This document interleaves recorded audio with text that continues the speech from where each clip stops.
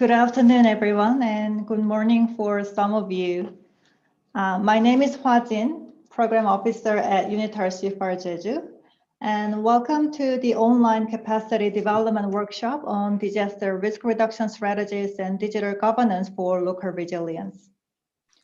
I know we have a lot of applications registered today, but I think we can just start the introduction as more people are coming in. So I'd like to first thank the organizing staff members of the three organizations, UNITAR CFR Jeju or Jeju International Training Center, the United Nations Project Office on Governance, Division for Public Institutions and Digital Governance of the United Nations Department of Economic and Social Affairs, and the UN Office for Disaster Risk Reduction, Office for Northeast Asia and Global Education and Training Institute for the efforts to put together this workshop. Let me start with a housekeeping rule. For those who are here, by default, we made you mute for now, but you will be given opportunity to speak on the session 2 and 3. And please click on the link when it's provided on the chat box to check your attendance. You just need to put your ID and name when a window pops up. This is mandatory if you wish to receive a certificate of participation. Again, thank you very much for choosing our workshop and committing your time and energy. We are currently joined by around 2,000 participants from countries in Asia Pacific. We were pleasantly surprised by your interest. It is my honor to open the workshop. I will start with an overview of the workshop. I'll be briefly speaking on the objective, some information of the participants, program structure, and the organizing institutions. After my short overview, we will invite the heads of institutions for a welcoming remarks and introductory remarks, which will be followed by expert presentation. Next slide, please. So this workshop aims to achieve two overarching objectives. First, understand the global framework for disaster risk reduction, climate change adaptation in the context of SDGs. Second, build capacity on effective urban planning and digital governance solutions.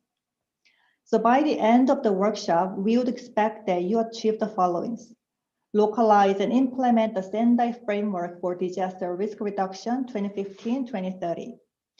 Utilize the toolkit of risk-informed governance and innovative technologies for DRR and resilience. Get familiar with MCR 2030 and diagnosis tools. Increase understanding and strengthen capacities on governance, innovation, and leveraging risk-informed governance for DRR and resilience.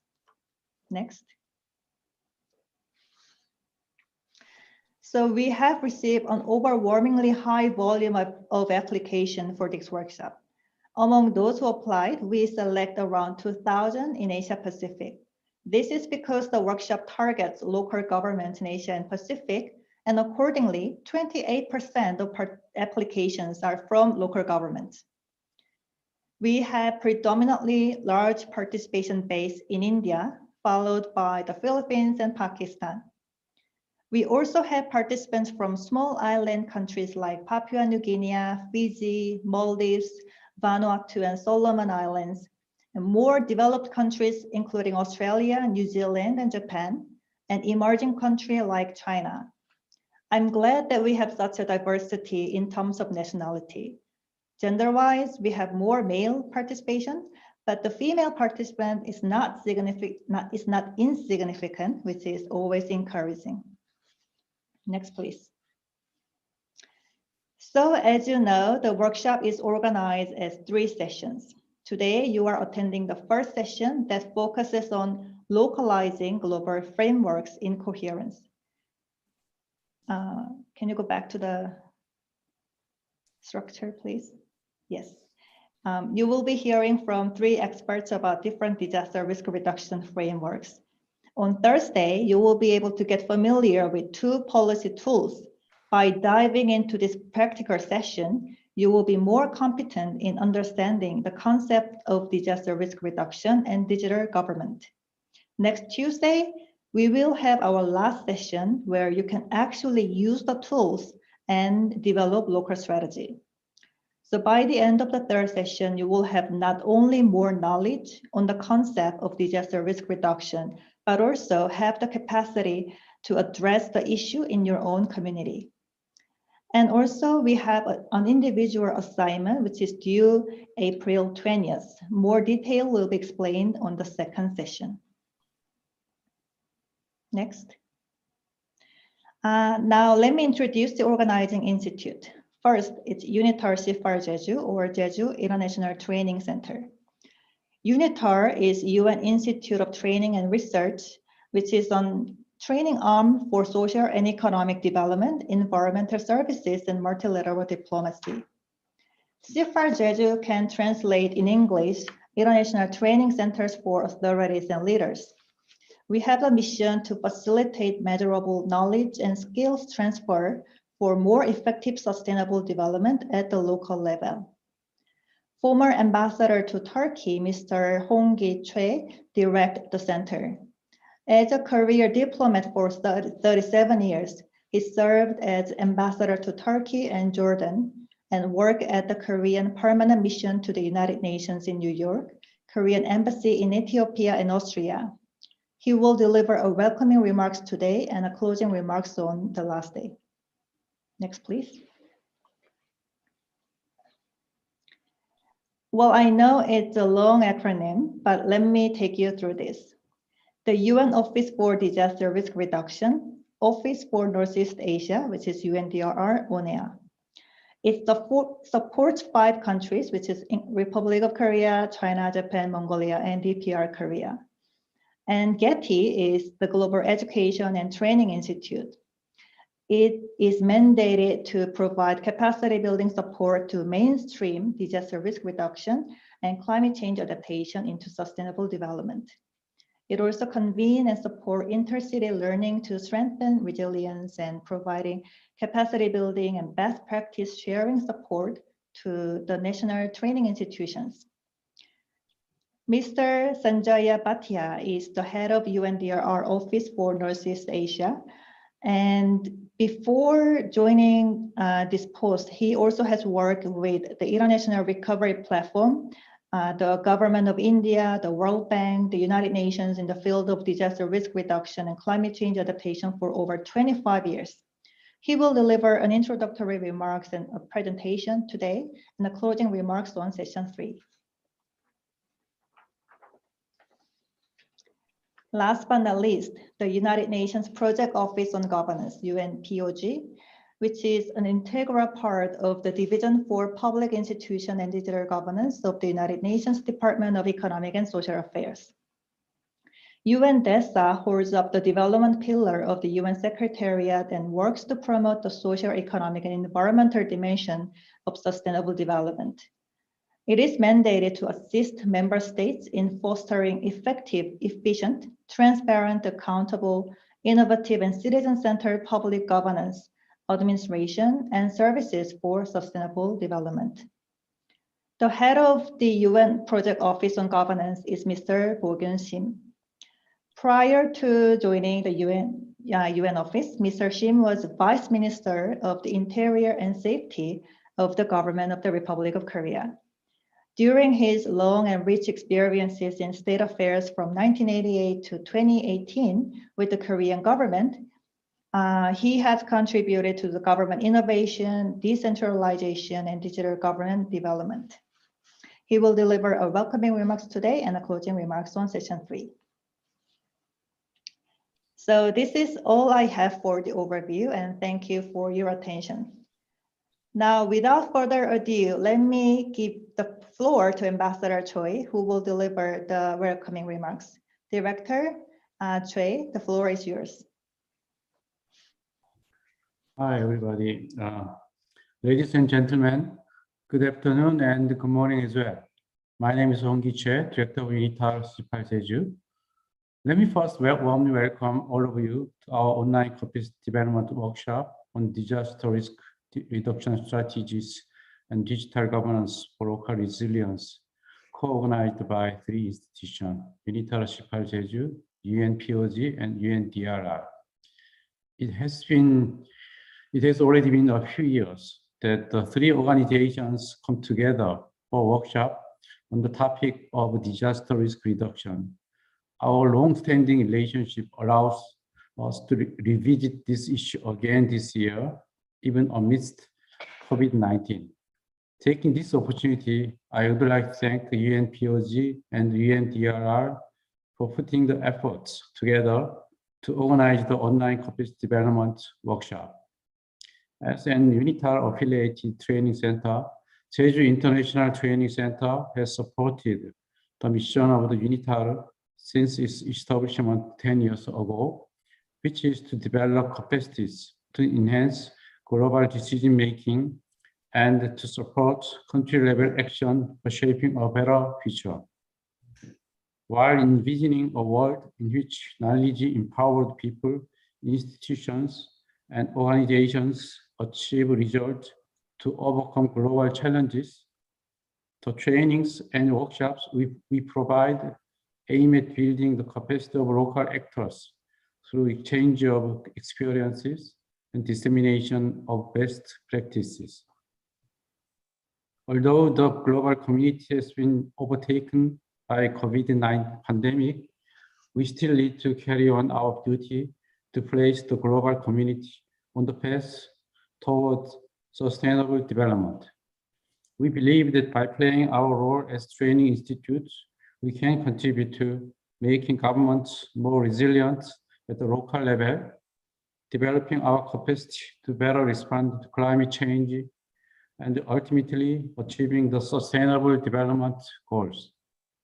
The topic of this workshop is disaster risk reduction, and UNITAR CIPAL Jeju has invited experts who can provide a novel perspective. This time, we attempt to interpret disaster risk reduction in the context of environment by having a lecture on ecosystem-based DRR integration in the local development strategy in the first session. A number of our participants who live and work in Asia Pacific must have noticed a significant climate change in recent years. The impact of climate change has already been scientifically proven, as in the International Panel on Climate Change report. But admittedly, local governments have been slow to take the climate aspects into making their development policy. The presentation by Dr. Tunmaru Kudil will be able to guide our participants to understand what is an ecosystem-based DRR approach and how it can be applied in policy making. We also invite Mr. Alex Mejia, Division Director of UNITAR. Mr. Mejia has led Global CIPAL Network and overseen the training activities of 20 CIPAL centers, including us. He will be in a perfect position to highlight the importance of an opportunity like this workshop, where we can further raise our awareness of why we need to develop capacity to make an actual difference on the ground. He will join with us for his presentation in the third session next Tuesday. On this note, I would like to thank our participants and presenters for being here with us today, and I look forward to having a fruitful knowledge sharing and questions and answers today. I am confident that the lectures provided by three experts will help guide our efforts in taking the global and national sustainable agenda forward. Thank you. Thank you, Ambassador Chair, for the welcoming remarks. Now let us welcome Mr. Bo-Gyun Sim for another introductory remarks. The floor is yours. Thank you, Ms. Kim. Good afternoon and good morning, Mr. Hong-Ki Choi, Director, UNITAR CIPAL Jeju, Mr. Sanjaya Bhatia, Head of Office, UN Office for DRR. Distinguished guests, ladies and gentlemen, it is my great pleasure and honor to welcome you to this important event and to deliver this introductory remark to begin the three-day workshop. Your attendance today and active participation is an indication of the significant role of DRR in achieving the 2030 agenda since disasters have become a great setback to progress on achieving the SDGs. I am very pleased to express my excitement for this continued partnership between our three institutions, having successfully co-organized a 4-day training workshop in June 2019. This very important and meaningful virtual workshop this year has brought together over 2,000 participants made up of national, local government officials and other stakeholders from civil society and institutions in Asia Pacific interested in or supporting cities in disaster risk management, climate change adaptation, building resilience, and sustainable development. As the world is still struggling with the unprecedented challenges from the COVID-19 pandemic, the engagement of cities and local authorities at the core of DRR and building resilience. Because local governments have been at the forefront of COVID-19 response, the significant role of local governments in DRR and building resilience cannot be overemphasized. Local governance and local partnerships in building resilience as well as public governance, especially through national to local governance and the whole of society approach to DRR are vital for building resilient societies.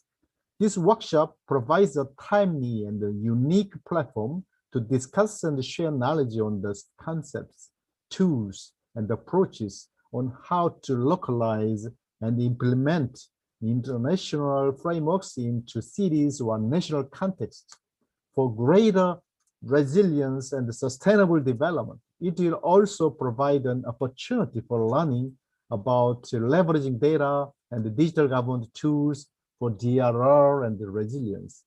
UNPOG since 2014 has been providing capacity support to the member states in strengthening public governance and leveraging digital governance, particularly AI, big data analytics, and robotics, including open data for DRR and resilience. Over the past several years, member states have also requested more practical knowledge on digital governance, including strategies and technologies for risk-informed planning and decision-making for building resilience. In response to such requests, since July 2019, UNPOG in cooperation with the UNDRR developed a training toolkit on risk-informed governance and innovative technologies for DRR and resilience. This toolkit, which was pilot tested last year through an online training workshop co-organized with the UNDRR, will also be introduced in this workshop as part of UNDESA's curriculum on governance for SDGs. As part of UNPOG's continued support to member states on DRR and building resilience, the toolkit will help address strategies and approaches on leveraging innovative technologies and building risk-informed governance. UNPOG will continue to enhance efforts in strengthening its cooperation by building a solid partnership with the UNDRR, UNITAR, CIFAR Jeju, and other related organizations to build the capacity of national, local government officials and other stakeholders in implementing the 2030 agenda. I strongly hope and believe this workshop will provide a platform for in-depth discussions, knowledge sharing, good practices, peer-to-peer learning, and the lessons learned on innovative practices. UNPOG looks forward to further engaging with you based on the feedback and the capacity development request you may want to make for our follow-up actions. I wish you all a very fruitful discussion and a successful workshop. Thank you for your kind attention. Over to you. Thank you, Mr. Bogyun Shim, for the introductory remarks. Now let me invite Mr. Sanjaya Bhatia for his introductory remarks. Please. Thank you, Ms. Kim. Thank you, all the organizers and the team behind this event. And thank you, Ambassador Choi and Mr. Shim for your kind remarks. And we look forward to this continuing long-term collaboration between our three organizations. To all the participants, again, welcome. We hope that this program will be very practical, very solution oriented for you, and we look forward to interacting with you through the Q&A and through the homework and other activities. We all know that COVID-19 has exposed how critical it is for cities and local governments to be able to manage risks. Impact has been disproportionately high in the cities. It is estimated that more than 100 million people are going to be pushed back into poverty, and a large number of these people live in cities and local governments.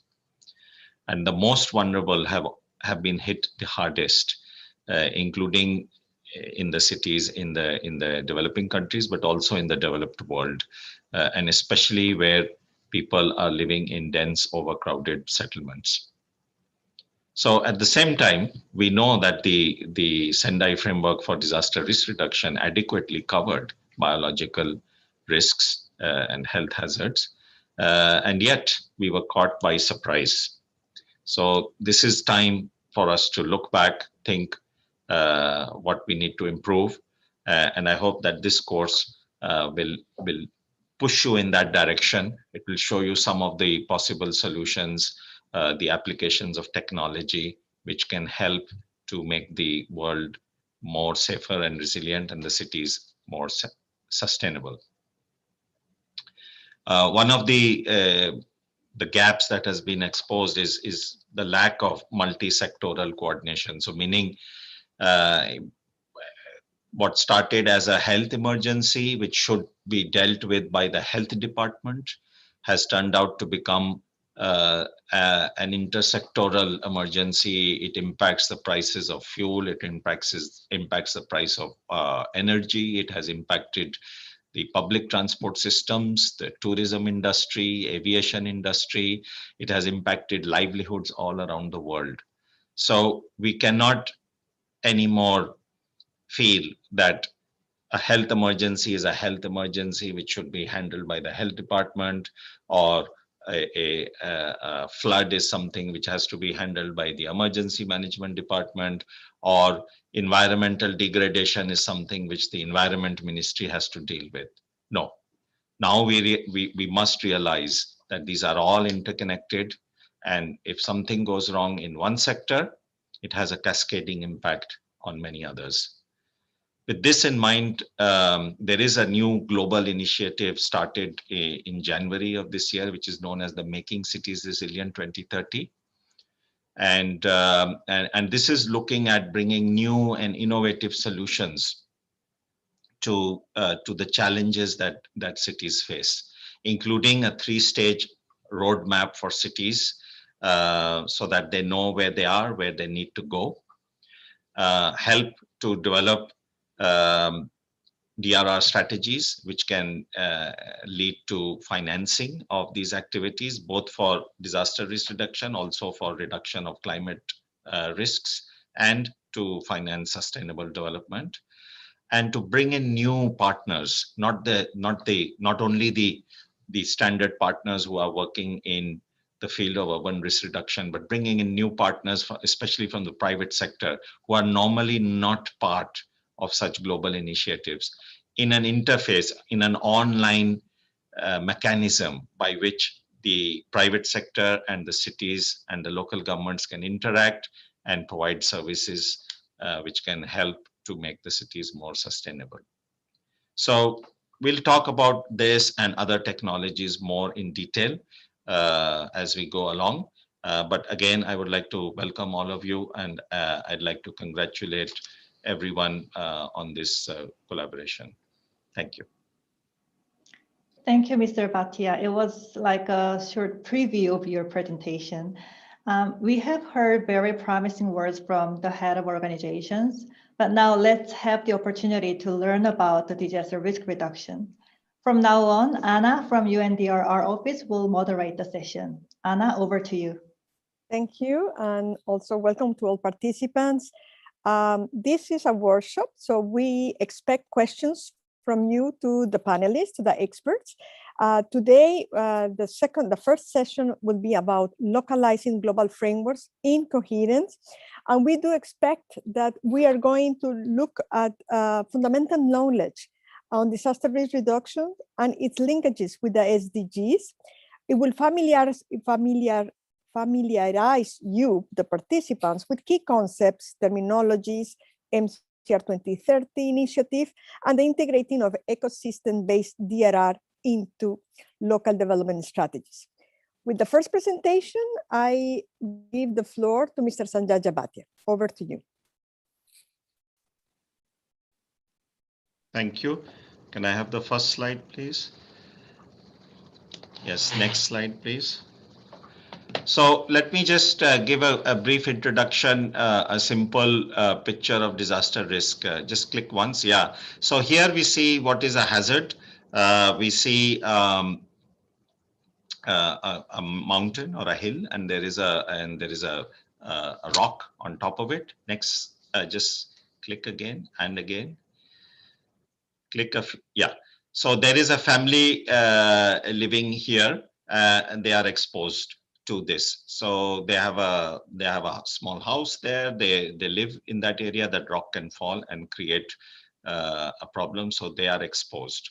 Now the disaster happens when the hazard and the exposure and the vulnerability interact. So when that rock actually falls, but the exposed and the vulnerable, they interact with it, and that is the disaster. Next one.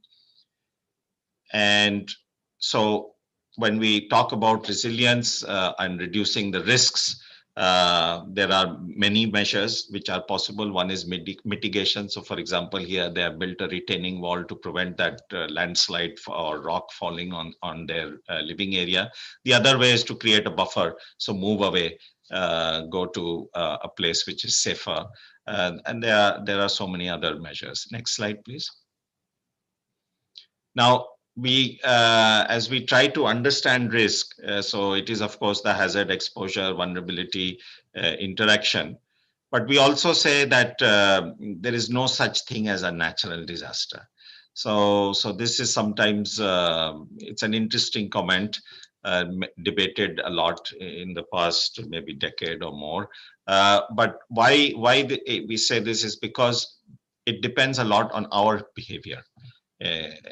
If we go and live on a floodplain, or we construct a school in the floodplain right next to the river, or we construct our housing in the most prime real estate in the city, which is facing the sea right on the coast, having a nice view. But then occasionally when the typhoon comes and the cyclone comes and the water moves in, then we should not become too excited, because that is something that is going to happen. That is nature doing what it's supposed to do. What we have to do is take the precautions and use some common sense and try to use some good planning techniques as far as possible. I know there are many constraints, but still within that, to try to use that to reduce the risk. Next slide, please. Next. So looking at the numbers, again, I'm just showing you the perception of the private sector. So not,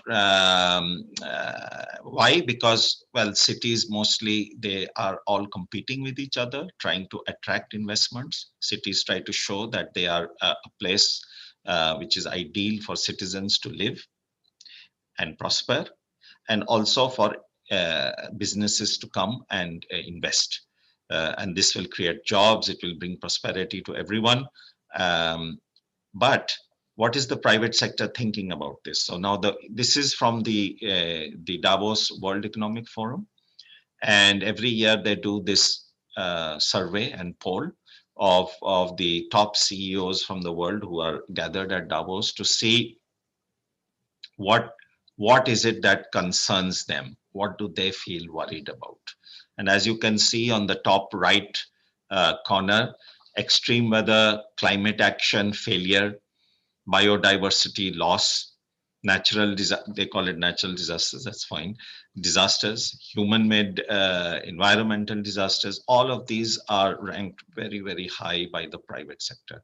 So on one end, the cities are trying to attract investments. And this is, on the other end, the CEOs feel that these are the kind of red flags. So what we need to do is, as city governments, we need to assure the CEOs and and the private sector that these kind of issues are being addressed and investments are being made to reduce these kind of hazards.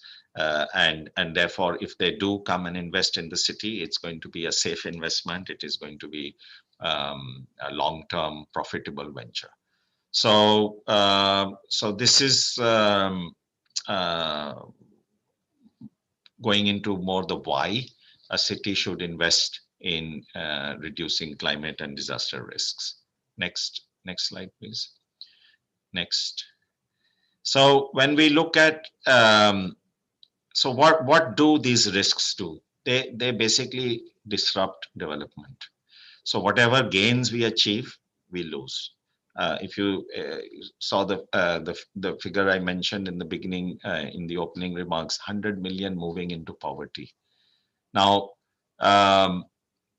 that it is said that this is the first time since the end of World War II that this is happening. Large numbers of people are moving into poverty rather than out of poverty. And this is all due to COVID. And COVID is a disaster. So development has been disrupted. How many years will it take to recover this?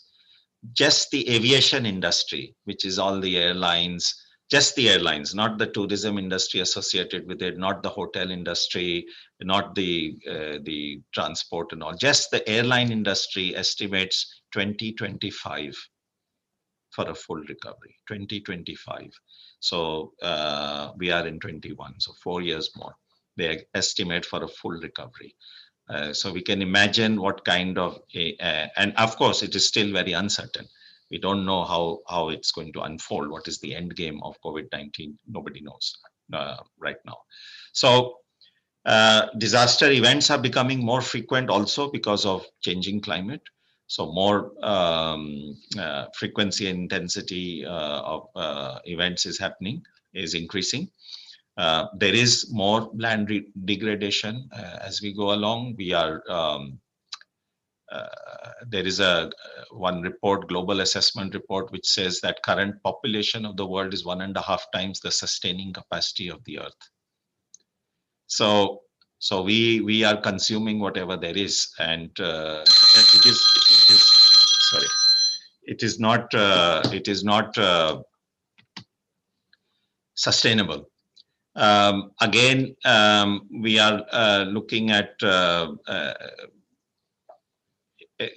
issues of equity, poverty, inclusion, which have all been amplified by the COVID-19. So those societies or communities where there was more division, there was more disparity, that has been kind of amplified by COVID-19.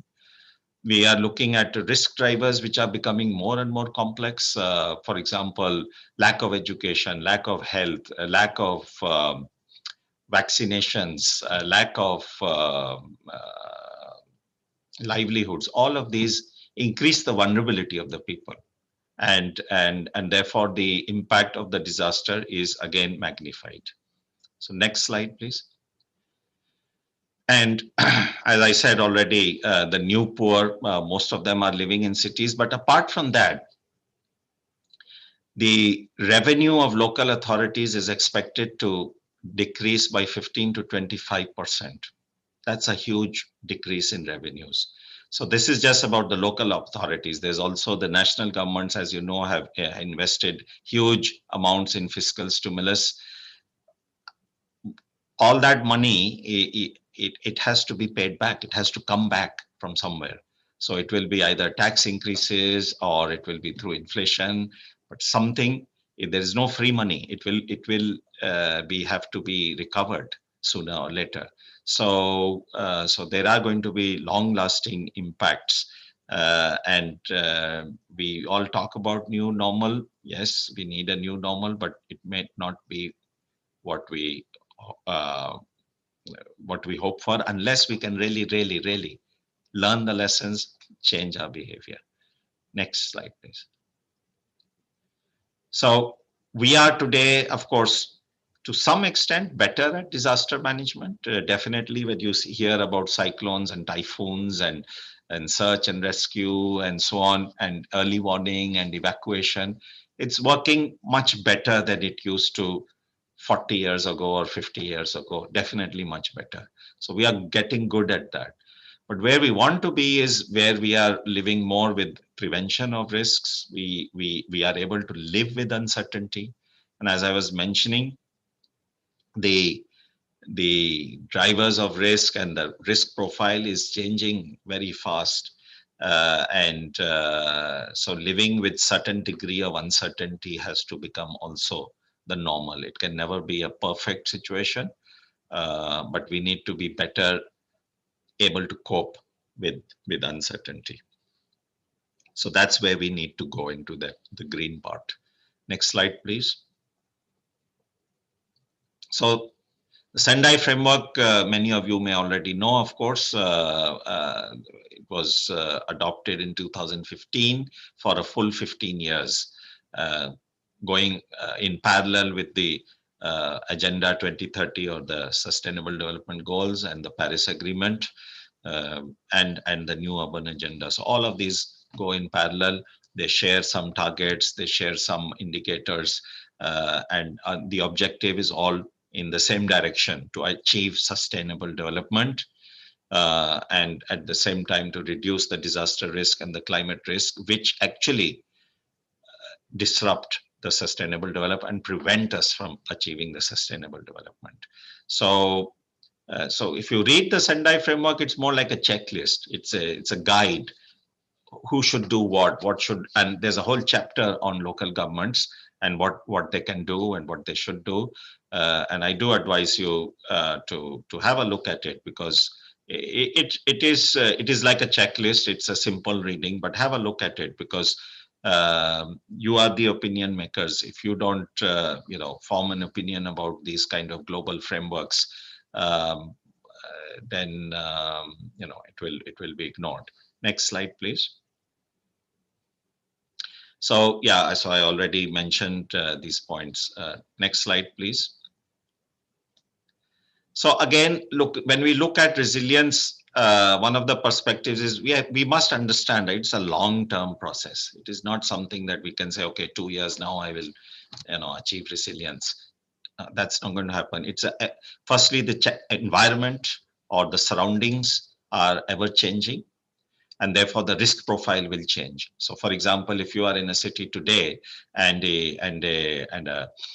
you do the risk profile and you make a plan and start implementing it, tomorrow a petrochemical complex is established in your city. There's a good investment, it creates a lot of jobs, which is good, but it also changes the risk profile of the city. So again, things keep changing. So resilience is a constant process. And as you can see here, some parts, some aspects of resilience can be in days, some in months, and some in years. And that's why the SENDI framework, but also the Agenda 2030 and the Paris Agreement, they all look at 15-year frameworks. They look at 15-year period, because they know that these kind of resilience activities take time. Next slide, please. Also, chronic stresses and the hazards, they interact and they amplify the impact.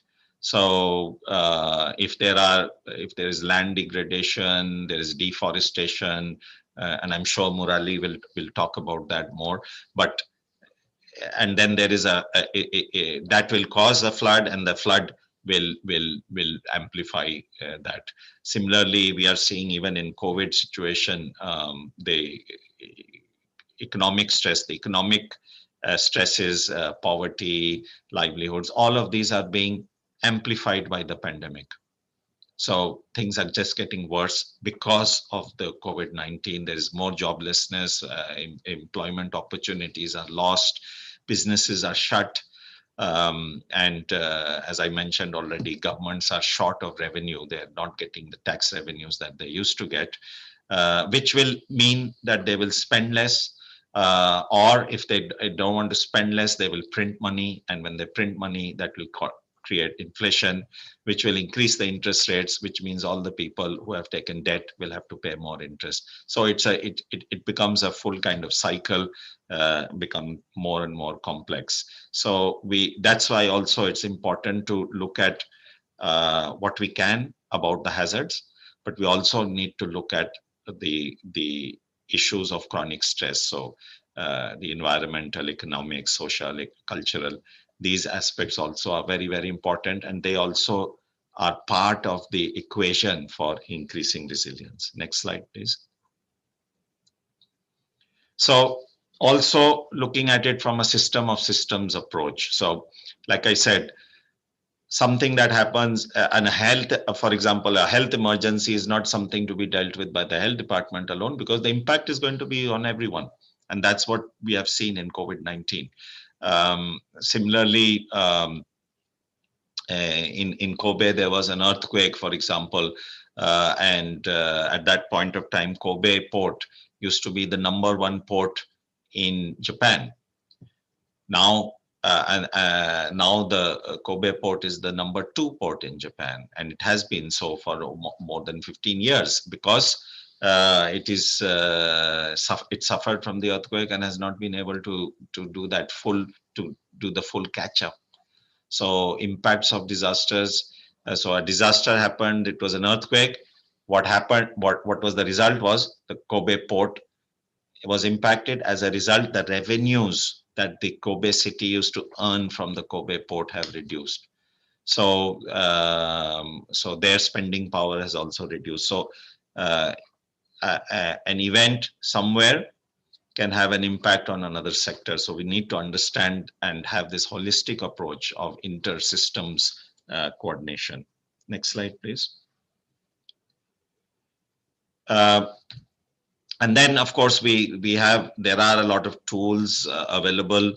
There are capacity development programs and tools that you can use to help the city plan better. So identifying the risks, identifying what are the weak areas, using tools such as the scorecard, which is on the right side. And then once you have identified the weak areas, then planning the actions that can help to address those weaknesses, converting those actions into bankable projects, raising the financing for those actions, and then looking at implementation. So the SENDI framework also says and asks local governments to develop disaster risk reduction strategies and plans by early, and then at least 10 years of implementation of those plans. I would suggest not only disaster risk reduction, but looking at it more holistically from resilience perspective. So resilience plans and strategies, and then aligning them with the implementation of the Agenda 2030, the SDGs, and the Paris Agreement commitments. Next slide, please. So there is a new initiative, which I briefly mentioned in my opening remarks also. This is a 10-year initiative, Making Cities Resilient 2030. And I encourage all partners also to join this, but also all of those of you who are representing cities to approach your city governments and have them join this. Next slide, please. It builds on the 10-year experience of the of a 10-year Making Cities Resilient campaign, which was from 2010 to 2020. And the MCR 2030 is from 2021 to 2030. So the earlier campaign had 4,360 cities as part of the campaign. And we expect larger numbers even this time. Already, the area of coverage of the MCR 2030 is more than 53 million people. So we expect that number to really increase. It's just started, as I mentioned, but something to keep in mind. Next slide, please. So it builds on the experience of that. What was seen was that even looking at developing a DRR strategy, and why a DRR strategy is important, because as I mentioned, it helps you to identify your weak areas, to determine the actions, and then develop bankable projects to get financing for those actions. So you are able to take steps which can help in increasing the resilience. And if you see here, one of the studies showed that the MCR cities in the orange and the non-MCR cities in the purple, availability of local DRR strategies, you can see a huge difference. Next slide. Similarly, in forms of how they are communicating the risk information to the communities, again, we see that in the purple part, the blue and the yellow is the making cities resilient cities, and the purple is the non, those who did not join, and you can see again a lot of difference. Next slide, please. And then improvements made by local governments, so better governance systems to manage disaster risk, a better understanding of disaster risk among the city departments, more resilient infrastructure. All these indicators, you see again, the purple ones are the lowest, and those are the non. So that's why also it is important to grab hold of such global initiatives and tap all the resources which are available because they can help the cities. Next slide, please. So it learns the lessons from this, including more providing a clear resilience roadmap to the cities, so cities know where they are and where they need to go. It provides the tools which are already available, so no new tools, only synergizing or bringing under one umbrella all the existing tools, so that a kind of a one-stop place where cities can easily find these tools, and a focus on financing.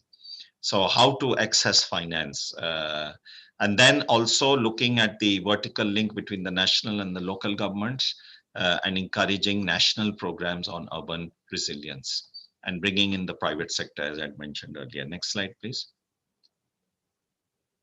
So objectives are to help cities know better, plan better, and implement better. So 3 stages. And that's what the focus is, and all kinds of partners are joining, and they are providing services. And we understand that some partners will need to charge fees for their services, so that is also fine. We just ask them to say upfront that this is not a free service, it will be charged, or that there are certain criteria for the service. Next slide, please. Also, it is trying to promote the city-to-city exchange and learning. So this is the MCR 2030 in a kind of one page. You see the resilience roadmap, stage A, B, and C cities. Cities do not necessarily join at A, because there are cities, so it tries to recognize that certain cities are more mature or more sophisticated than others. So many cities are joining at C, many cities are joining at B, many cities are joining at A. And when they join at A, B, or C, then they progress further. And when they are at C, of course, they are at that stage when they are actually looking at implementation of DRR actions, including, as you see, access to finance, resilient infrastructure, nature-based solutions, integrating climate risk, and so on. Next slide, please. So these are the key partners who are what we call the core partners. You see here, they have been engaged in urban risk reduction for many, many years, and including the big networks like UCLG and ICLE. But we also have supporting entities like other non-governmental organizations and UN agencies and others And we also have what we call service providers who can offer their services both free of charge or on a cost basis or a fee basis. And this is all available through an online tool called what we call the dashboard. Next slide, please. And this is the link, mcr2030.undrr.org. Have a look at it, go there and see, and do encourage your cities and also partners and consultants and others who could join. Next slide, and that's the end. This is some resources which I will leave for you.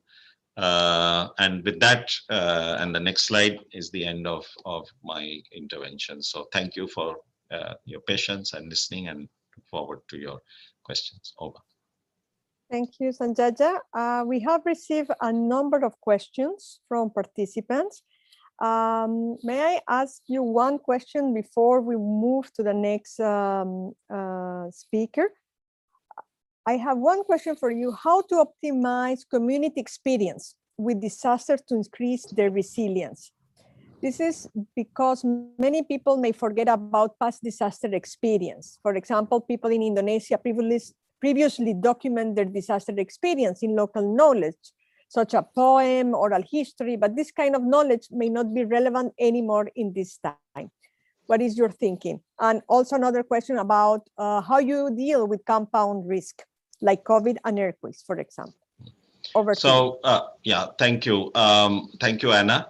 And thank you for those questions from the participants. Well, there is a concept known as telling live lessons, and there is a very good guidance note on that, and I'll share the link on it in the chat in a while. And it gives very good examples of how the information of events is captured for the next generation.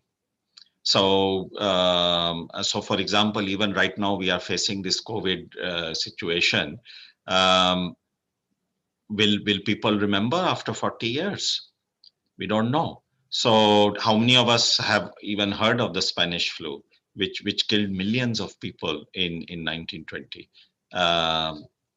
But I don't think, I mean, maybe we read about it in a book or in a newspaper article, but nobody has has ever heard about it from word of mouth from maybe grandparents.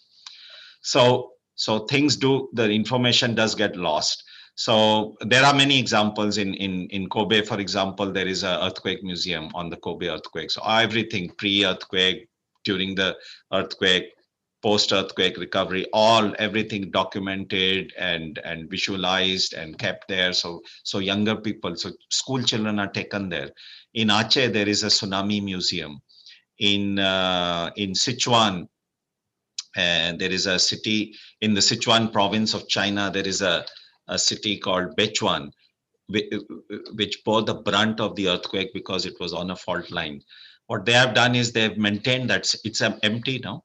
It's fully relocated because it is on a fault line. But the entire city has been moved, but the entire city is preserved. And the roads have been cleared, but the buildings are still preserved, and people are brought there so that they can see and they don't forget. So there are these means and many more of, and I'll share the link with you. And for the compounding and cascading emergencies, as we call them, we have to prepare for multi-hazards, and we have to prepare for complex emergencies. We cannot simply say, okay, we prepare for a flood. No, prepare for a flood, where the flood waters will go into an industrial area, as a result of which toxic chemicals will leak into the flood water, move into the agricultural area, move into the groundwater. So think through these scenarios and look at the possible complexity that can happen, and then prepare for that. That is what we need to prepare for. We can't just prepare single hazard never, but definitely not now. Over. Thank you, Sanjaya. We are pleased now to give the floor to Dr. Murali, who is Murali Tumararu Hudi, who is the Operation Manager on UN Environment Program. He will present us now integrating ecosystem-based DRR in local development strategy. Over to you, Dr. Murali. You need to unmute yourself.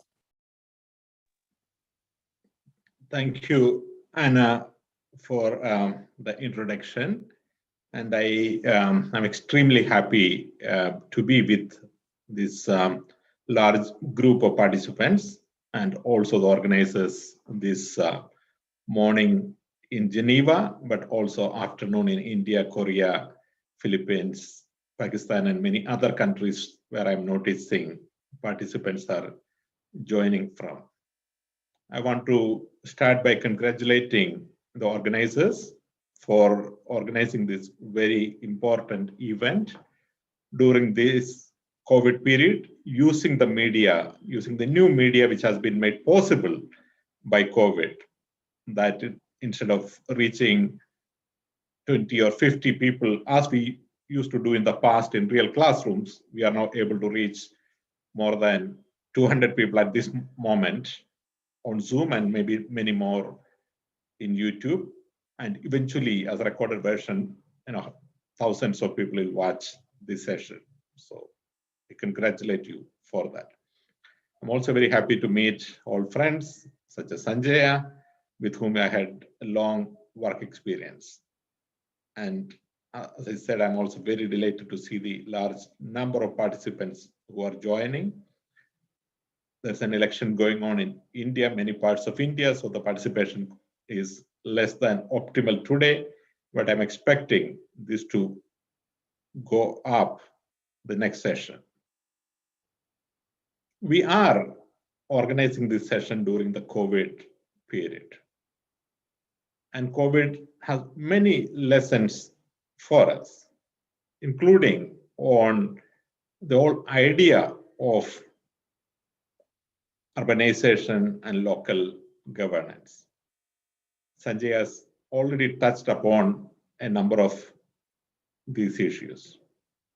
But one thing I noticed during this COVID period is how important your local government is to your welfare, is something which was brought home during this COVID, because all this idea of lockdown, which happened across the world, almost all countries except maybe Sweden went into a lockdown mode, which meant that the mobility of people were restricted, that you were constrained to wherever you were. So ultimately, where you were became very important. How that particular place where you were was governed became most important. In the past, as the world was more globalized, one was connected to another, where you lived was not as much important, but now it is. So people are taking more and more interest in local government. The local government are taking more and more interest in governing their place better, because they know ultimately it is up to themselves to make their cities more resilient, be it to COVID, be it to natural disasters. There's also something else which happened during COVID. As Sanjay said, millions of people, up to 100 million people, are returning into poverty. But there is also a lot of people who are moving out of the cities into smaller cities and even villages, as the whole idea of work from home became a possibility. So people who used to work in San Francisco came down to village in Philippines or a city in India. People who are working in Dubai moved out to Bangkok or Maldives. And all this is also having a rejuvenation of smaller cities. So as much as it is important that we create better and better facilities in terms of infrastructure, in terms of IT, in terms of restaurants in smaller cities, it's also important that we make our cities more resilient. I want to make a final point before I move into my main topic. This is the significance of climate change. Since the start of the century, we have been saying that climate change is the most defining crisis of our generation, and it remains. Now, of course, we are in the middle of COVID, and all our attention is captured by COVID. But climate change has not gone anywhere. Climate change is still very much around, still in front of us. It still remains one of the major challenges. So many of the things which we are talking about in terms of disaster resilience is also applicable to climate-induced disaster risk. Climate change magnifies almost every disaster, except maybe the geological disasters, which we are dealing with. So as much as we are talking about disaster risk, we are also talking about climate change risk today. Today, my main topic is ECO-DRR for local development. ECO-DRR is the short form for ecosystem-based disaster risk reduction. Next slide, please. I would actually talk about three things today, and I would leave enough time for you to ask questions. The first question is, why are ecosystems important to reducing impact from disasters? The second point is, if ecosystems are important, what exactly can we do as a community, as a nation, as cities, to use ecosystems as a way of reducing disaster risk? And the third and the most important point for you is, how can ECO-DRR solution be implemented at a local level, at a city level? So these are the three issues which I will cover today. Next slide, please. Some of you may have seen this picture, which is quite famous in the disaster risk reduction community. And also it may have been introduced to you during a session on resilience. This is a picture of two countries, and the mud road in the middle is the border between the two countries. And the country on the right side of the picture has hills, and on which you see some trees, and the country on the left, you do not see any trees left on that. And there are many historical reasons why it came to be like that, but it still is the case. Could have the next slide, please. So these are the two countries which they still exist. I have been to this place. On the right side, what you see is this. So this is on an island called Hispaniola, the Caribbean. On the right side, you see Dominican Republic. And on the left side, you see Haiti. So right side, you have trees, Dominican Republic. Left side, you have no trees, and that's Haiti. Next one, please. So in 2004, the tropical storm Jean hit that island of Hispaniola. Same island, just two different countries. And in Haiti, it had 6,000 people dead due to that tropical storm. Tropical storm, as you know, is not as big as a cyclone, but still it killed 6,000 people. And on the other side, it had 18 people dying on the Dominican Republic side. So this set this thought in motion as to whether the fact that there was much less deforestation on one side had anything to do with the lower damage and lower casualties on the other side. And this in a in many ways was the start of the thread of eco-DRR as a discipline. The concept itself was always there, but the conceptualization of it, the fact that more people taking attention, happened during the 2004 tropical storm. Same situation also happened in the 2004 tsunami of the Indian Ocean. The Indonesian tsunami on 26th of December 2004 affected 19 countries, all the way from Indonesia to Somalia. More than 262,000 people died in that natural disaster, one of the biggest natural disasters in our lifetime. And that's when we really saw how furious the nature can be and how powerless we are.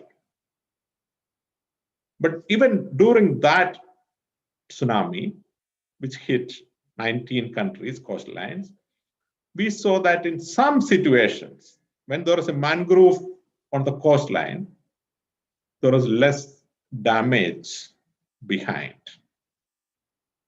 So the researchers started looking at it and say, could mangrove have reduced disaster risk? And hence started this project called Mangroves for Future. And I must admit that mangroves are not really an effective way of defending against tsunamis. Tsunamis are far too powerful for that. But mangroves certainly have a role in disaster risk reduction. But the point is that around 2004, a number of similar incidents actually produced the critical mass of interest in the academic community to start to look at ecosystems as a way of reducing disaster risk. Next slide, please. Since then, we have looked at multiple natural hazards and multiple ecosystems which could produce some degree of buffering to a disaster risk. Sanjaya, in his presentation, showed the conceptual representation of how disaster risk, which is a rock on the top of a hill, can be prevented from being a disaster, which is affecting the community, the family which was behind, by putting a barrier or eliminating the risk altogether, or asking the family to move away. There are many ways of dealing with disaster risk. So in ecosystem-based disaster risk reduction, what we are attempting to see is that, is there any way in which we could use an ecosystem, such as a mangrove, such as a forest, such as a river, a lake, as a way of preventing or buffering a disaster risk. And then we looked at what are those natural hazards against which one could actually defend by using ecosystems. The first of this was drought, which due to climate change is going to get increasingly more common and severe. So is flooding, surprisingly, that the climate change would increase both the severity and the frequency of flooding. And why is that? You have both droughts and floods, both going to increase in severity and frequency. The reason is simple. One of the predicted impacts of climate change is that the rainfall, the total rainfall which falls in a city or in a country or in a region, may not reduce much, but the intensity of that rainfall would increase, which means more rain will fall in shorter duration, which means the duration, the period between a rainy day to another rainy day will increase. So while the rain is falling, it will create flood because more rain is falling in less time. But because the rain, the distance between two rainfall days is increased, it will also increase drought. We also have sandstorms. The Sahara, which even reached Geneva the other day, happens across India, Indian subcontinent, happens across Middle East all the way up to Iran. So sandstorms, major hazard. Coastal storms, we are hearing more and more, even in regions which did not have this situation. Landslides, one of the most common and increasing for a number of reasons, not just because climate change or more rainfall. It's also because more and more people are living in areas, edge of the areas where they normally used to live. They're building roads, they're planting trees, or they're cutting trees and planting crops, and they're creating newer hazards. So landslide is one of the growing hazards across the world. And of course, there is sea level rise due to climate change. So these are all hazards which we see you are familiar with. And then you have the potential of natural infrastructure. So you have lakes, which can be, and ponds, which can be a way of storing rainwater during rainy period, and which could give some buffering to droughts. If you have floodplains, upland of a city, naturally, they provide you the buffering for a city to protect the city from flooding. And this has been used, especially in Europe. There is this whole concept of making space for water as a way of preventing floods. So it's not so much to bound the river or bund the city, but it is to allow the water to expand into floodplains before it enters the city, thereby protecting the city. Wetlands and coral reefs are known to protect against the severity of storms. And for landslides, there is clear solution that certain type of revegetation can prevent landslides. And in sea level rise, one could actually have sand dunes as an effective barrier. So there are many ways in which we can use natural infrastructure as a way of defending against natural hazards. The question really then is, what of the solutions are applicable in your local areas? At the United Nations Environment Programme, we have developed an approach called opportunity mapping.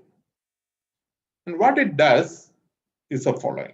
You take any geographical area, and it could be any level of unit. It could be a city, it could be a province, it could be a country, or it could be a region, where we can look at all the prevailing natural hazards, all the existing ecosystems, and all the new ecosystems which can be brought in, and see which of these hazards can be buffered by the existing ecosystems, by augmenting them, or by creating new ecosystems, such as planting a mangrove forest along a coastline.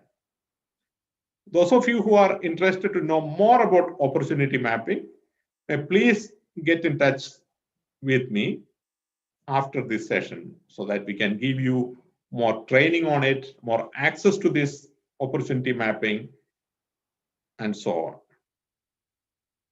One of the advantages of ecosystem-based solutions or nature-based solutions, as they are increasingly being called, is that in addition to achieving disaster risk reduction, it also provides other services to human beings, even if there's no disaster. For example, if you have a lake or a pond, clearly during a drought event, it can provide some buffer.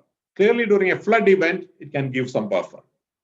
But even if there is no drought or flood, it has many other services, such as it could be a base for tourism, it could be a base for fishing, it could be a place for recreation. So there are many ecosystem services which can actually be provided even if there's no disaster. And each of the ecosystem have provide a set of ecosystem services which goes beyond disaster risk reduction. So the services which is created by nature-based solution is DRR plus. Whereas if you go for a conventional solution, such as a concrete wall to prevent flood, then what you have is a concrete wall. There is no additional externality which is created, which has social benefit. So this is the main point which we are trying to tell people, that ecosystem-based solution provide a disaster risk element, but also a set of other community benefits going beyond disaster risk. So even if the disaster did not happen, such as a tsunami may not happen for next 1,000 years, but a coastal mangrove which you create as a buffer could provide the service from day one. If you create an upland floodplain around a city, even if the flooding don't happen in 100 years, it still creates an area for recreation for the people in the community. Every year, the floodplain exists. Next slide, please. So here is a conceptual framework of the natural-based solution, and natural-based solution in a way contribute to sustainable development. It's too small for me to read it out, but the slide will be shared with you. But the point which we want to make is that nature-based solution is not just about disaster risk reduction. It's also about contributing to sustainable development. Next one, please. And here are some good examples of how nature-based solutions are working in reality. So here's a coastal mangrove. It certainly buffers against coastal storm surges and some type of tsunamis, low intensity tsunamis in some pockets. We are not recommending mangroves as an exclusive solution for storm surges, no. But even if there is no tsunami, it creates a livelihood for the local community in terms of fishing. So that's a positive benefit even without a disaster. Next one, please. So here is the urban floodplain upland. So you have a situation where urban areas are flooded, but if you do have a floodplain upland, a wetland upland, it can absorb a lot of the water, buffering the flooding impact. Next one, please.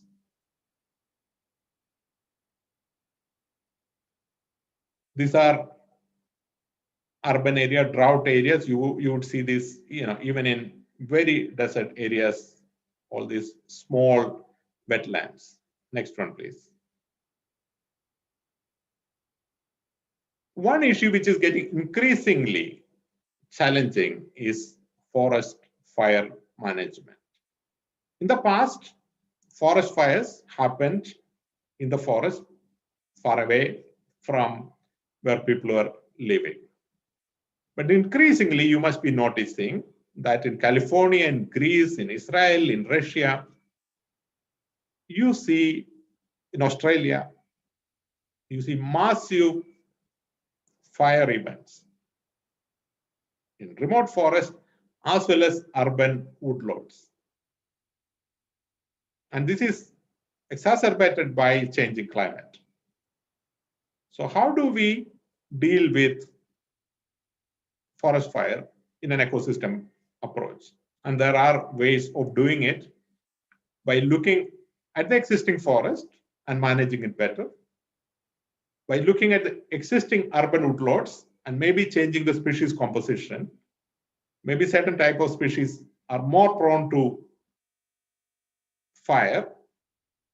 So there are ways in which urban fires, urban woodlot fires can be handled by ecosystem-based solutions. Next one, please. And then you have landslides and vegetation cover. This is so common. Sanjay was talking about Beichuan, and I have been to Beichuan and number of other earthquake areas in Haiti as well. In Beichuan area, during the Sichuan earthquake, there are number of landslides which happen, and it destabilized the land a little bit. And during the rainy season which followed, there are hundreds of additional landslides which happened. In Kerala, during the 2018 floods, 493 people died in this massive flooding event. But most of the death actually happened due to landslides. As I mentioned, the beginning part of my presentation, most of the landslides were triggered by some type of human intervention in that area, be it cutting off the existing forest which was there, be it building a road through that area on the slopes. It could be having a quarry in that area. It could be changing from one type of tree to another type of agricultural crop. Or it could be building houses using heavy construction material. Now, regardless of the factor, it is true that the number of landslides are on the rise and human intervention is causing increasing landslides. And of course, high intensity rains exacerbate that possibility, including by creating saturation and causing debris flows. Clearly, there are nature-based solutions to deal with it. Next one, please. And this is Switzerland, where avalanches, the snow snowballing into bigger and bigger blocks and crashing down the valley, was a huge problem in the past. But over 100 years back, they figured out that if you could create a barrier of trees between the top of the hill where trees will not grow and the bottom of the hill where trees will grow and below in the valley community are living, it could prevent avalanches from forming or accumulating. So they mandated this concept called ecosystem protection forest in Switzerland over 100 years back. And that since then, there is significant drop in the number of avalanches. And this is now considered an international best practice and being practiced in other places. Next slide, please. Now I'll come to some of the ecosystems, eco-DRR in practice. Next one, please.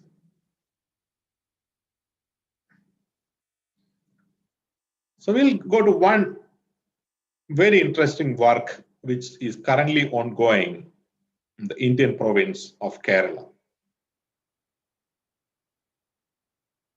The United Nations Environment Programme has been implementing eco-DRR approaches in a number of countries. in Afghanistan, in Sudan, in South Sudan, in Haiti, but on small pilot projects. But as a matter of scaling it up, we conceived an idea that if we could work with a government who is already implementing a number of development projects and incorporate the idea of ecosystem-based solution into it, one could achieve a lot more disaster risk reduction and a lot more acceptance to the idea. So if you could click more on the slide, please.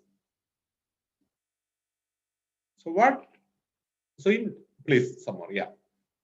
So in India, we have this massive social security scheme called the Mahatma Gandhi National Rural Employment Guarantee Scheme.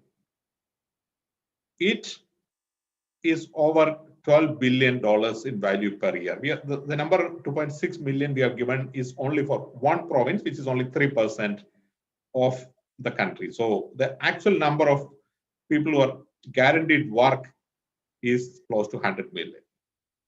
100 days of paid work, and they do all type of work, building roads and digging drains and clearing forest and slopes and so on and so forth. So what we did was, in each of the type of activities which they were undertaking, we plugged in an ecosystem-based solution into it. So we created a guidance on eco-safe roads. We created a guidance on riverbed restoration, on quarry restoration, on coastal restoration, on pond conservation, urban flood mitigation, and forest and woodland fire mitigation. And these guidance notes are available, and I'll be very happy to share it with those who are interested in it. And now we are in the second phase, that we are scaling it up to the whole country and including adding dryland management, avalanche management into the concept. So by bringing a theoretical concept and the engineering aspect into a developmental project at the very bottom city level, we are able to reach potentially tens of thousands of cities and local government areas. And this is what I really want you to take home from my session today. That eco-DRR is not a modern, sophisticated solution. This is something which the community has always been doing and will continue to do. All that we have to do as scientists and policymakers is to inject a little bit of scientific framework into it. And we don't need to design new projects and concept for it. We just have to inject our idea into an existing project. If you are building a road, just make it, eco-safe. If you are cleaning a river, think of what are the possibilities of slope stabilization and floodplain protection. So by doing this, at your local community level, you can achieve a lot more disaster risk reduction. Next one, please. We have similar work going on in Indonesia for forest fire management by restoration of peatland. Next one, please. Yeah, please continue to click. The international framework on disaster risk reduction, the SENDI Framework. You have the UN Framework on UN Framework Convention on Climate Change, UNFCCC, the Convention on Biological Diversity, Ramsar Convention, Convention to Combat Desertification, and UNESCO Convention on Man and Biosphere. So we are working with each of these conventions to look at how eco-DRR can be injected into those conventions. Next one, please. Finally, next one, please. Next one. So we have a partnership of a number of organizations on ecosystem-based disaster risk reduction. And one of these parties could be in your area. please get in touch with them for more capacity building, more technical assistance.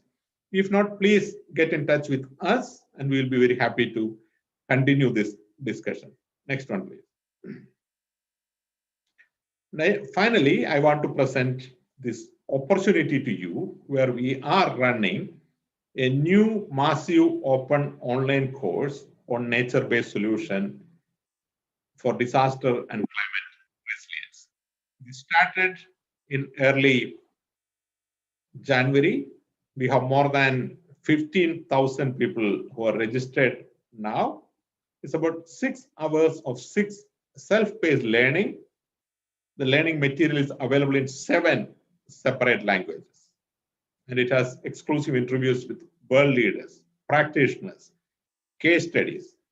And you are able to network with these 15,000 people and a lot more. Our target is to reach 100,000 participants by end of this year. I'll be sharing the link with you. I encourage you to please register for this session and join and learn a lot more about the topic. I will conclude by saying, for those who are academically bent and want to know more about, we have actually published a book on this topic and it's available free. I'll be sharing the link with you here. And please continue to get back to us, network with those participants in this group, as well as join the new MOOC and get a much wider community of practice. I will stop at this point. Thank you. Thank you, Dr. Murali, for your comprehensive presentation. We have 15 questions that still remain for you in the chat and in the Q&A, and I will ask you a few of them to you. One is about considering the rating of uncertainties in climate. How much can researching further towards eco-DRR be viable? And also, the person believes that eco-infra trees and others are itself vulnerable in today's concurrent disasters. So how many countries, to your knowledge, has a specific guidelines as to follow eco-DRR? And the second question is how we measure and compare, for instance,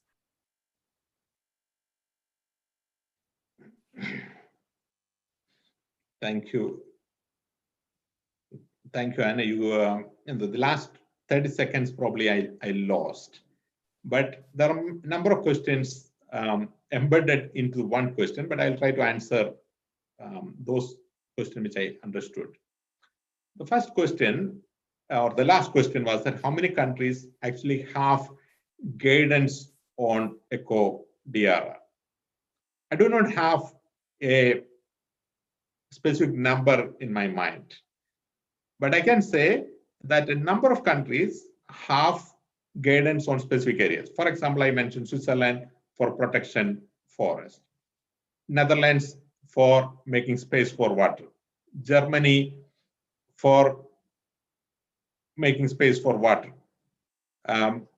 All of Europe is now understanding the concept of eco-DRR.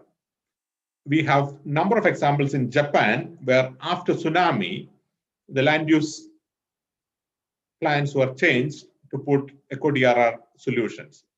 Indonesia, we have good examples. India now, as part of this, is starting. So there are a number of case studies, number of good examples, a number of specific areas where the governments are moving into eco-DRR. The area where we are finding the biggest challenge is in cracking engineers and planners to move to eco-DRR. The concrete-based solution for disaster risk reductions have set engineering code of practice, and therefore engineers know how to design them, bankers know how to finance them, and the policymakers know how to adopt them. But when it comes to eco-DRR, the engineering code of practice still doesn't exist, and which means engineers are not able to design them the way a bridge is designed or a coastal retaining wall is designed. We are trying to crack those problems as well. Should I continue to answer that, or would you ask me another question? Then you can continue. We have more questions in the chat that I will let you answer after the next speaker start the presentation. So if you want to finalize your... So the other question was, aren't these eco-DRR solutions themselves vulnerable to the changing climate? The answer is yes. Of course, it depends upon which of the trajectories climate change is going to take. There are many possibilities. If you imagine the 4.5 degrees centigrade rise in climate change, of course, many of our eco-DRR solutions themselves would be vulnerable. But if you have to achieve the 1.5 degree trajectory, then many of our eco-DRR solutions would be able to buffer against those projected disasters. In between, the situation could be one way or the other. But as I mentioned before, this is also true for any other solution, be it made in brick and mortar or concrete. That if you have bigger and bigger storms, no building codes will be able to stand that. But the main difference in eco-DRR is that as long as the ecosystems are staying, they are providing a set of supplementary benefit in addition to the conventional DRR solutions. So therefore, it has an edge. But we are also cognizant that eco-DRR is not the silver bullet, the one-stop solution for all DRR problems. No. We think this should be done considering every other solutions, considering the potential disaster risk, and then ensuring that either one or the other is chosen, or a combination of the above, a hybrid solution is chosen. Thank you. Thank you, Dr. Murali. And we'll let you continue answer and discussing with the participants through the Q&A. There are many questions, including some related to the ENV ecosystem matrix.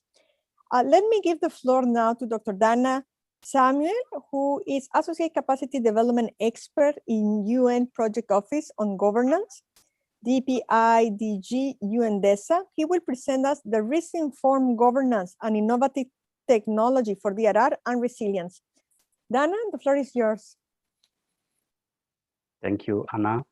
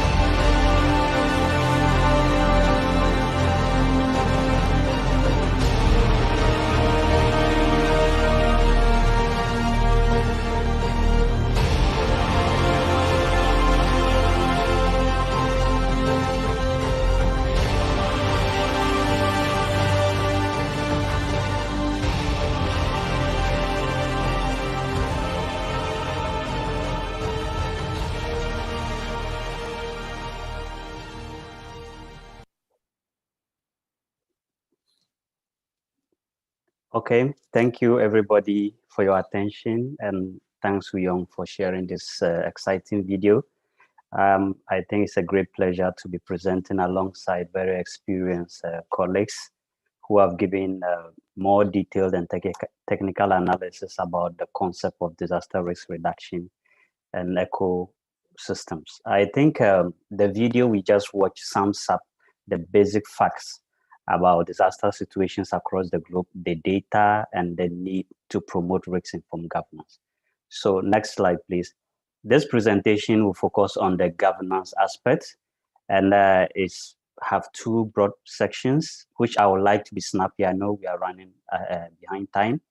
And we will have the introduction of a toolkit that was prepared based on the express needs of member states. Then after that, we now delve into the governance aspect, then we sum up for today. Next slide, please. Just proceed to the next one. So this is the cover page of the toolkit I'm coming to talk to you about. It's part of an overall curriculum of toolkits governance for SDGs prepared by the Division for Public Institutions and Digital Government of UNDESA, which UNPOG is part of. Next slide, please. So this toolkit was developed in 2019 based on the express needs of member states. They asked for two things. They wanted to know more about risk-informed governance and about innovative technologies for disaster risk reduction and resilience. So this was co-produced by UNPOG and UNDRR. So the toolkit tried to combine the aspects of risk-informed governance or governance at the same time trying to combine that with innovative technologies. Next slide, please. So there are about 10 other toolkit, 9 other toolkits which are currently being finalized by the division or UNDES's Division for Public Institutions, and it generally focuses on the governance aspect for Sustainable Development Goals or SDGs. Next slide, please. So what happened is that this toolkits have been developed, all these toolkits developed in partnership with other agencies and other experts who provided feedback during the review process. So we don't just have to be a kind of a supply-driven thing. Whilst it's also a demand-driven, we try to also get feedback in polishing it up. And one thing is that these toolkits are supposed to be living documents. So as time goes on, we keep updating and we try to bring together all our partners who are experts in the various sections of this training toolkits. Next slide. The other aspect is that this toolkit, as I mentioned, the objective is to train member states and strengthen their capacities in the areas of risk-informed governance or governance innovation for disaster risk reduction, especially for LDCs, LLDCs, including small island states. And it's supposed to help establish more or let participants know more about governance and also about digital solutions and other aspects, as I mentioned. Next slide. The other one is that this toolkit can be customized based on the needs of users and member states or people who does this. And it includes group work, practical exercises, case studies for peer-to-peer learning and exchanges. And all institutions, including individuals interested in working towards disaster risk reduction and resilience, are invited to use this toolkit. And one other interesting part is that this toolkit is free of charge. Next slide, please. What I would like to also share is that we have 3 broad models with 11 or 12. We have 12 because we just included a new model on the COVID-19, which came after the toolkit was developed. So we just included 1 to have 12 sub-models. So broadly, the toolkit is designed in this way. We have several models addressing several aspects of what member states needs to know or participants would like to know. Next slide. The other aspect is that we have this overview or cost structure for which can be adopted, as I mentioned, for a 5-day period. So this is a kind of at a glance agenda for your attention. Yeah, next slide, please. So this toolkit was previously pilot tested when the first part was completed of when it was first developed.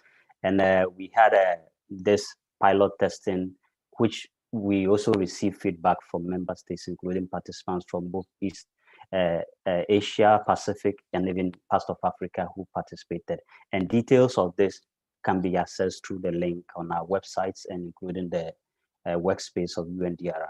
and other people who may want to know what really happened during those sections. Next slide, please.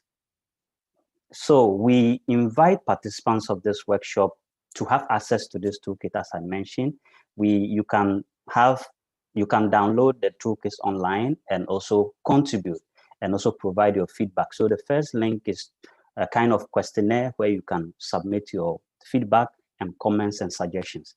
And the other one is to download if you really want to use it and access it.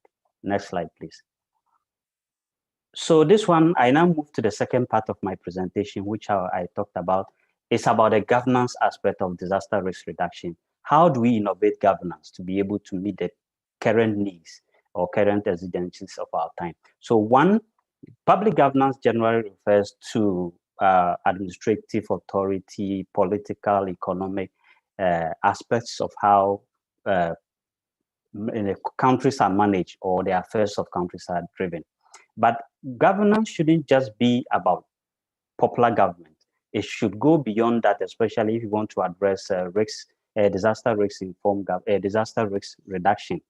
It should delve more deeper into including it being risk informed. And risk informed, by that we mean that it should bring about there should be extensive collaboration between the various stakeholders, as well as going more further to include both local governments at the local level or authorities at the local level, as well as making sure that these people are fully engaged and understand all the happenings during the disaster, even before and after the disasters happen. Next slide, please.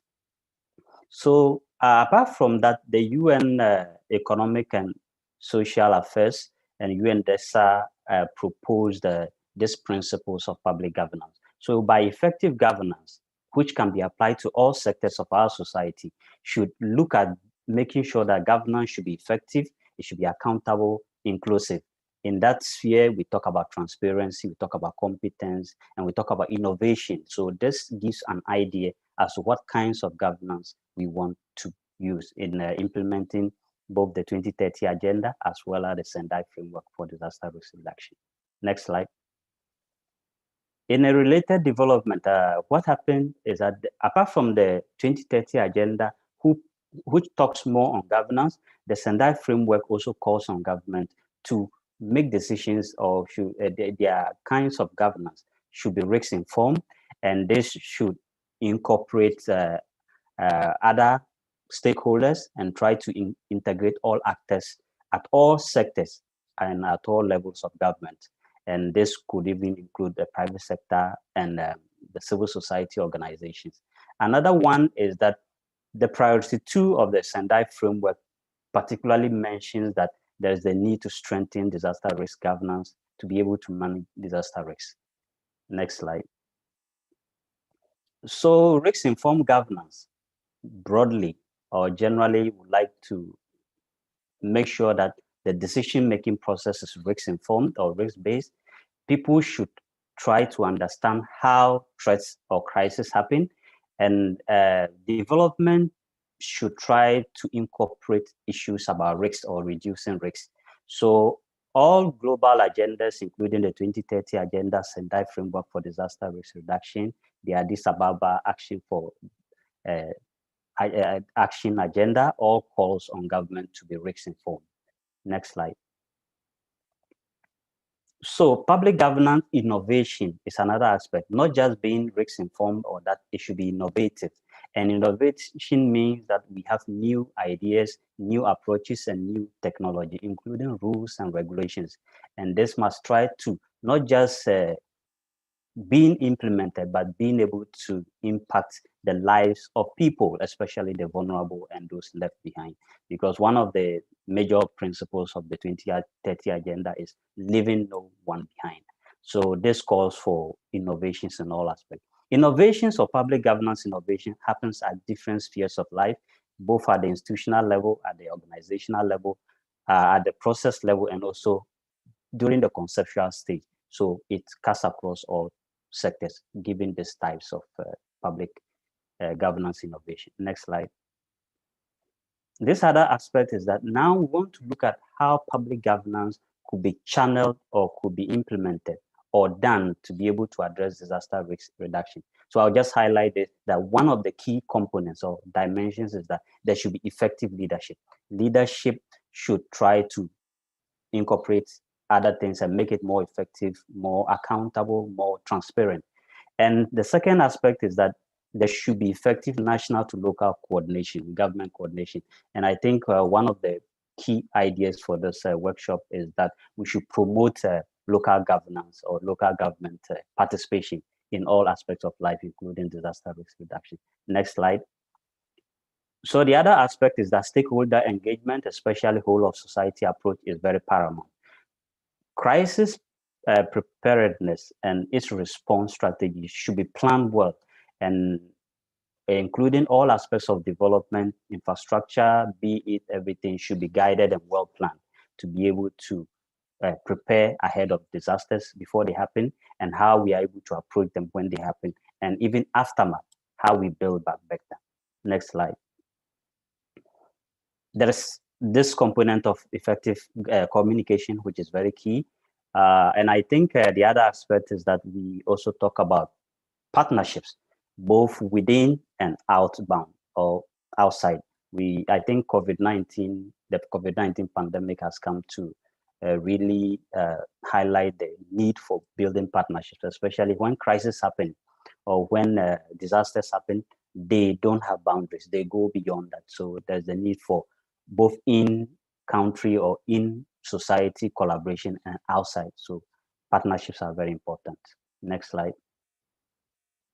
And leveraging innovative technologies, ICTs or STIs, that's science, technology, innovation, including frontier technologies, is one of the emerging trends that has proven very useful in times of disasters. And decision-making should not just be done in a haphazard way. There's a need to make it data-driven. It should be risk-informed. It should be evidence-based. So data-driven decision-making should be part of the disaster management process. Next slide. So having finished with this, because disaster issues are very important even to achieving the Sustainable Development Goals, it has been incorporated in about 8 of the SDGs, and these are listed here. Next slide, please. The other aspect is that issues about disasters or DRR should not be limited at the national level or just at the international level. We call, or is advised, that this should be incorporated or mainstream into national development plans. And this charts here provides a kind of principle that should guide how to mainstream disasters into national plans or developments.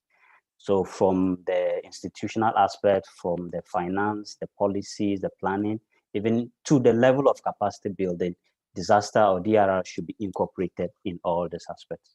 Next slide. So with risk-informed governance, data issues, including open government data, when we imbibe all these aspects, it makes sure that we are able to be guided through early warning system. And there is also real-time awareness creation when even before disasters happen. And also we get feedback. So incorporating technology, including all these great plans, are able to help to make all responses in and recovery being risk informed. Next slide. So these other aspects talk about how frontier technologies are critical to all phases of the disaster management process, be it mitigation, response, recovery, and preparedness. So disaster risk reduction or technologies are very important, and we'll be looking at aspects of how it has been used. Next slide. So in the early detection stage, the rapid diagnosis and all those things, these are frontier technologies or digital government through ICTs have been used and continue to be used and has proven very useful in all the phases of the disaster management process. Next slide. So I just want to get a 1-minute video here, then I try to push ahead on disaster risk, on frontier technologies and ICT.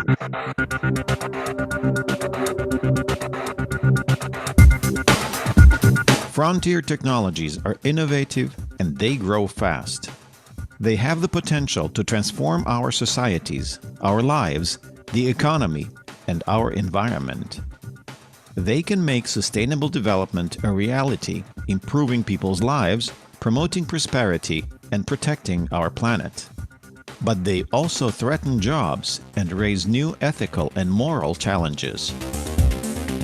A new report on frontier technologies for sustainable development by the UN's Department of Economic and Social Affairs takes a closer look at the potentials and challenges of frontier technologies. While many will gain from them, many more may be left behind or displaced by technological change. Governments play a central role in creating more winners and fewer losers of technological change. More than ever, it is important to create infrastructure and institutions that promote innovation, diffusion, and adoption of technology. This issue touches every country, and the United Nations and the global community are in a unique position to help, making knowledge and technology available to all and fulfilling the promise of the 2030 Agenda for Sustainable Development. Working together, we can harness the full potential of frontier technologies for a sustainable future that leaves no one behind.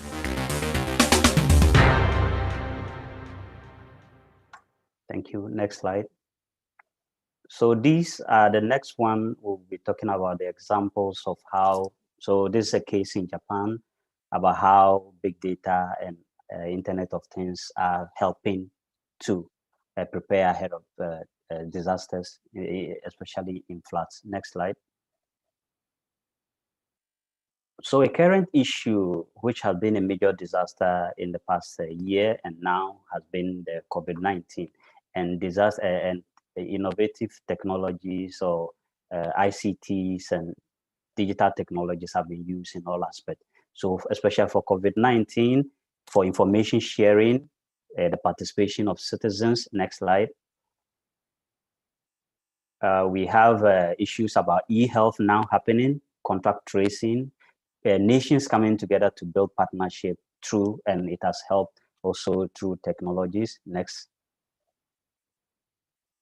So with social distancing and virus tracing or contact tracing have all been enabled or enhanced as a result of digital government technologies.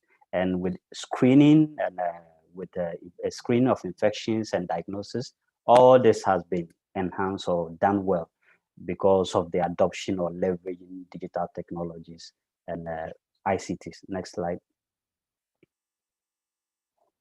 With quarantine and clinical management, ICTs have all proven very important in all these phases or these areas. Next.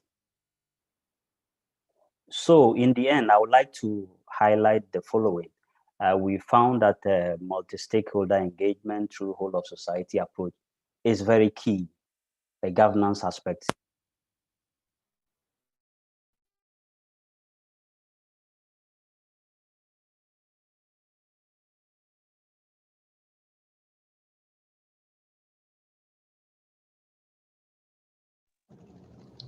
We lost communication. Samuel, Dr. we Dana. don't hear you. Dana, we cannot hear you.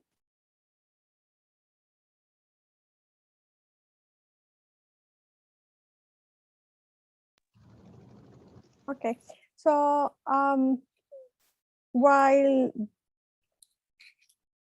Dana come back to us in a few, let's give him a few minutes. We wait, we keep the presentation. His connection maybe will come back. Let me, we have a few minutes to close the session today. We plan for still 2 more minutes. Dana? Okay, so while Dana comes back,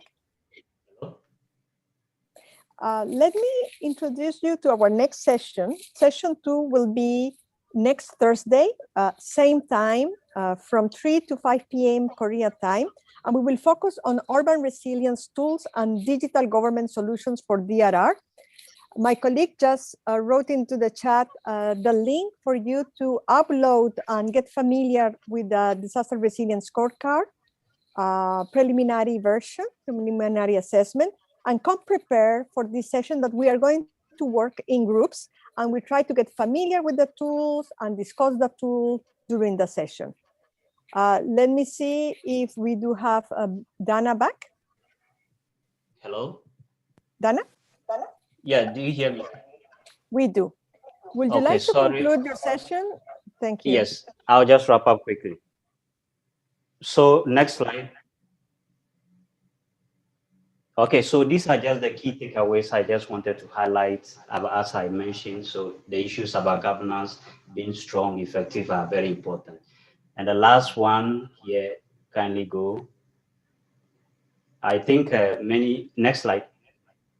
I think many people send messages they were not able to access the group work that will be used tomorrow. And I think Anna has shared it with colleagues. So we'll be using that next Thursday. And the second section is that participants are supposed to complete. Participants are supposed to complete these ahead of Thursday's meeting and join with their answers so that we can share together. Thank you very much, Anna. Thank you, Dana. Sorry. No problem. We have really enjoyed your presentation. You give us a very good overview of the toolkit, and the toolkit is in the workspace. We will help you if you have not accessed yet the workspace. My colleague Charlie Sin, you communicate to our email address and we will help you to get into the workspace, because this is a community where we will exchange and we will learn from each other and share experience. So with this, let me thank the three speakers of this afternoon, Dr. Sanjaya Bhatia, Dr. Murali, and Mr. Samuel Dana. Thank you very much for this. And with this, we close the session. And I'll meet you all and invite you to join again on Thursday, 8th of April. Thank you and goodbye. Thank you, everyone. Thank you.